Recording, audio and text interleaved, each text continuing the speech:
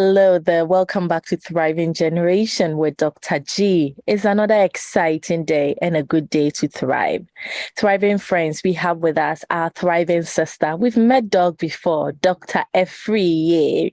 We are so grateful to have her again and today sharing a different perspective when it comes to her career. So please don't go anywhere. Stay with us to the very end and you'll be happy you did. Now let's meet our guest for today. Hi, Doc. Hello. Oh, thank you so much for coming again. We are happy to have you here with us. Thanks for having me. Yes, for the sake of those who are new to the channel, could you please introduce yourself to the Thriving Generation? Hello, everyone. My name is Rhoda Afriyie Mensah. I'm a Ghanaian. And currently, I'm a researcher at Luleå University of Technology in Sweden. I am in the Division of Structural and Fire Engineering. I'm actually part of the fire group. So here we go. Let's get it started. Let's go. Hey, fire. You are already. Don't worry, I'm not burning you.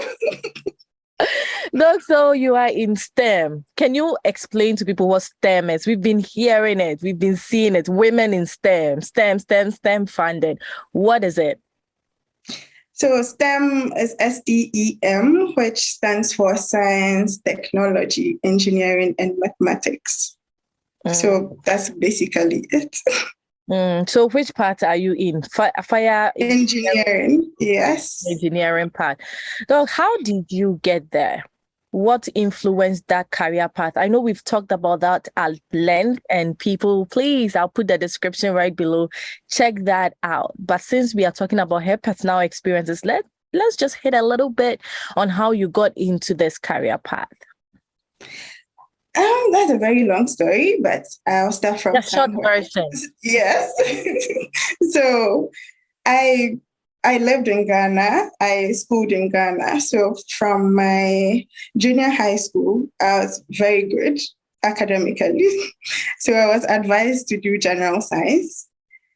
I got there and I was very good at mathematics. So I was encouraged to do engineering because mathematics and engineering, it goes hand in hand. That's how I got into the mechanical engineering program at Kwame Nkrumah University of Science and Technology. And in my class, we had over 90 students and we had 6 women in the class.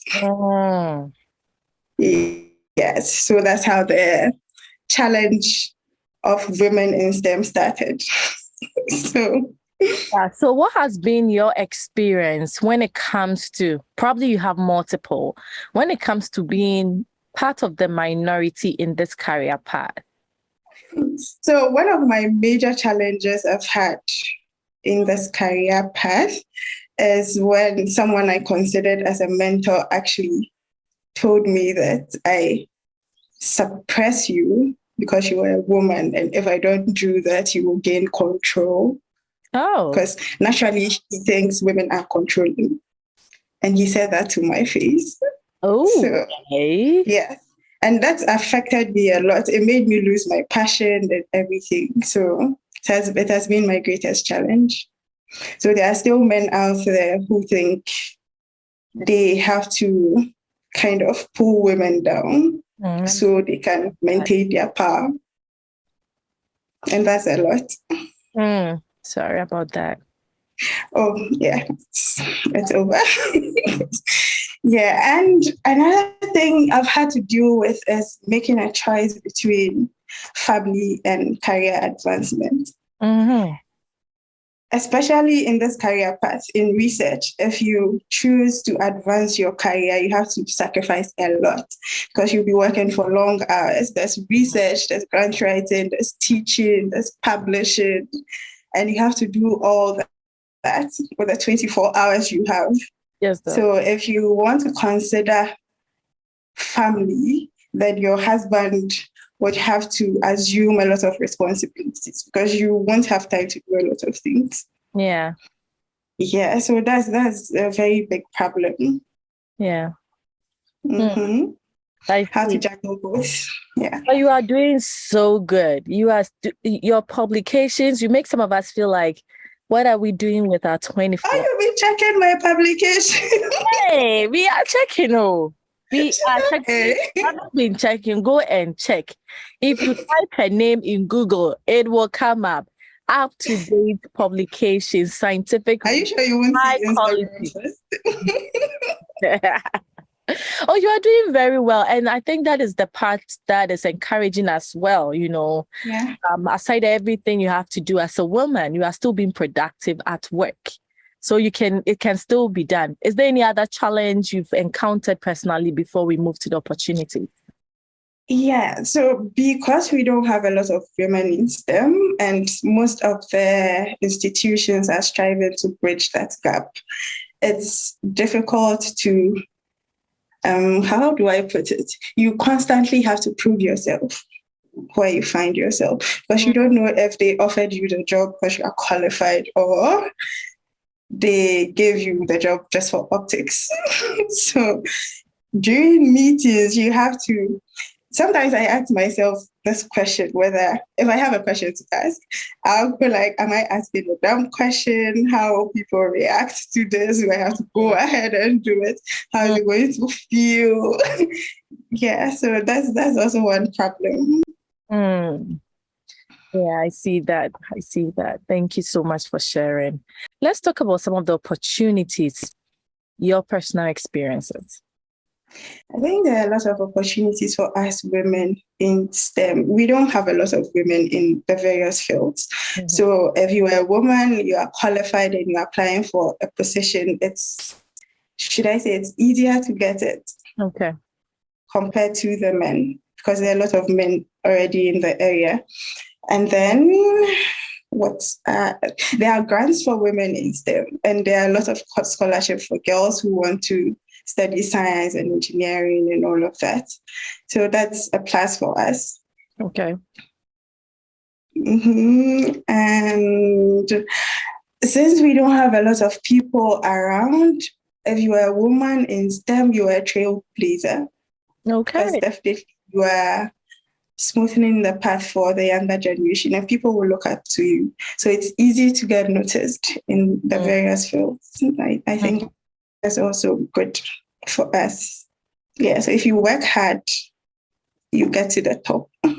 Yeah. Do you personally have women mentors who are mentoring you? Not exactly. I've never had a female mentor.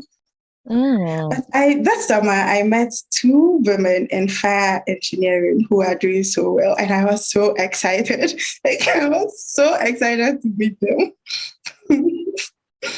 But I think I'll work with them. I'll send them emails and try and work with them. They were so encouraging. They motivated and inspired me so much. And looking at their work and how far they've come, I think it made me know that I can also get there. So I can just live in the knowing that someone has already done it. So it's also possible for me to get there. I see. That's great. And you are also going to be a mentor by force. Yes. Everybody will be coming to you. Just for perspective's sake, how many women are in the fire engineering field where you are? Your school, maybe your range. In my school, for the students, there are quite a number of girls in the fire engineering program, but for the faculty, I am the only one. Oh, okay. Yes. There are other women who teach from time to time, but they are not like permanent workers here.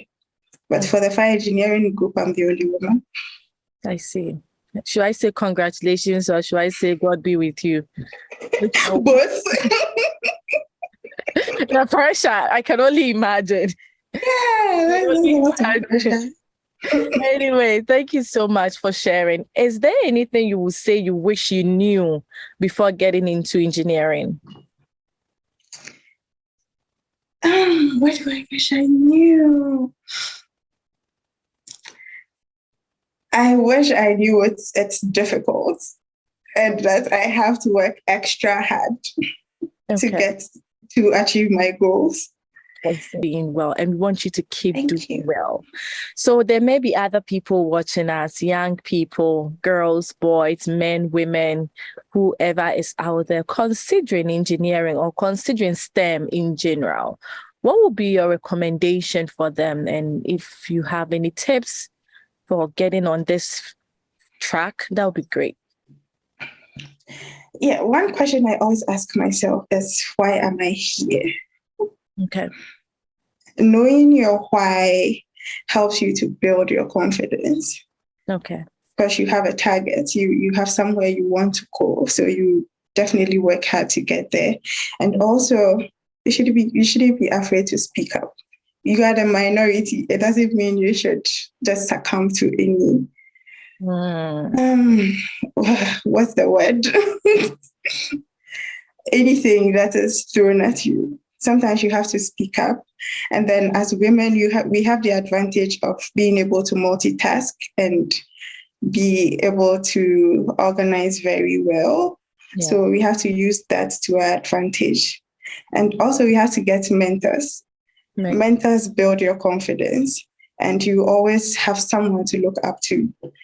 When you get discouraged, you can easily go to them and talk to them, and then you will be able to carry on with whatever you are doing. So amplify your voice, work your way up, and you definitely get there.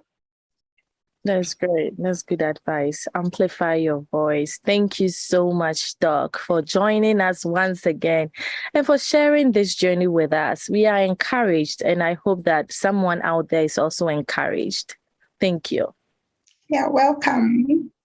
Okay, Thriving Generation, you just heard from our thriving doctor in STEM, and she's encouraging you to do your best and speak for yourself. Do you have questions for Dr. Afriyie? Please leave them in the comments below, or I'll put her social media links below. Reach out to her. Be reaching out to her. I've given her the the option to be a mentor. Please reach out to her. She is wonderful, and I'm sure she'll be willing to support you the best way she could. Let's get out there and keep thriving. Let's do our best wherever we find ourselves, and we will see you in the next video. If you liked what we just did and you love our content, please like this video and share with others. If you haven't subscribed yet, please go ahead and subscribe, and we'll see you in the next video. Bye.